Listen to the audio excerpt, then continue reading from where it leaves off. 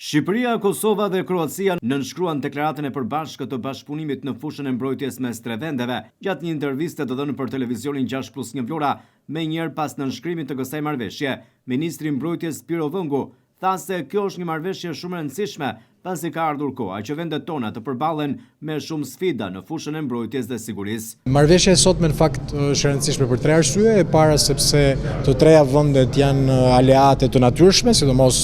dy shtetet shqiptare me Kroacinë.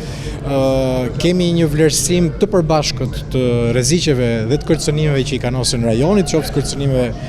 të ashtuquar të bëra hibride, ndërhyrjes palëve të treta, fuqive të treta, pra jo NATO dhe BE, po fuqive të treta në rajon. Dhe ka ardhur momenti që si tre vende aleate të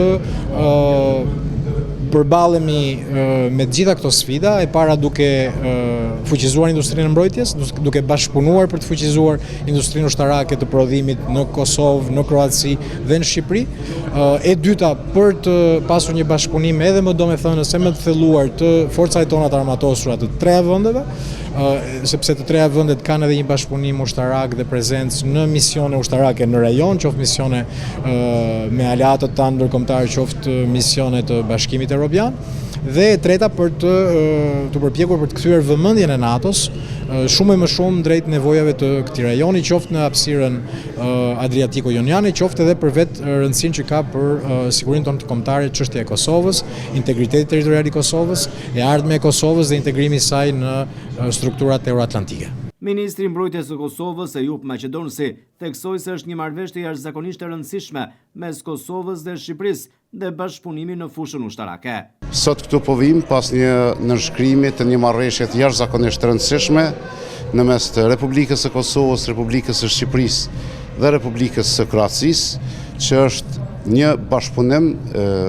trilateral mes tri vendeve për fuqizimin e mbrojtjes së vendit tonë, për bashkëpunimin në fushën ushtarake,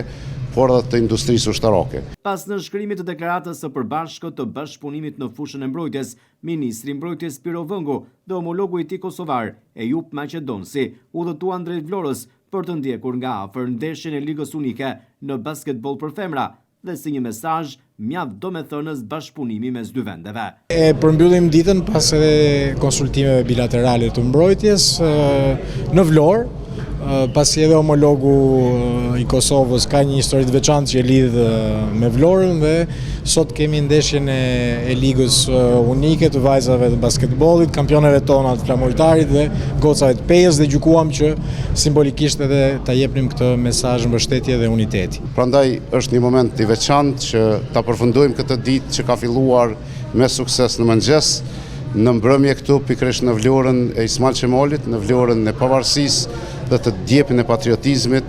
me përcjelljen e ndeshjes mes Pejës dhe Vlorës. Vlora jashtëzakonisht e mirë, unë kam një lidhje shumë emocionale me Vlorën qysh nga vitin 1996, kam shumë shokë dhe miq në Vlorë dhe pushimet gjithmonë i kaloj në Vlorë së bashku me familjen, jo vetëm për shkak që është djep i patriotizmit, por edhe për shkak të natyrës edhe çka ofron Vlora për turistët.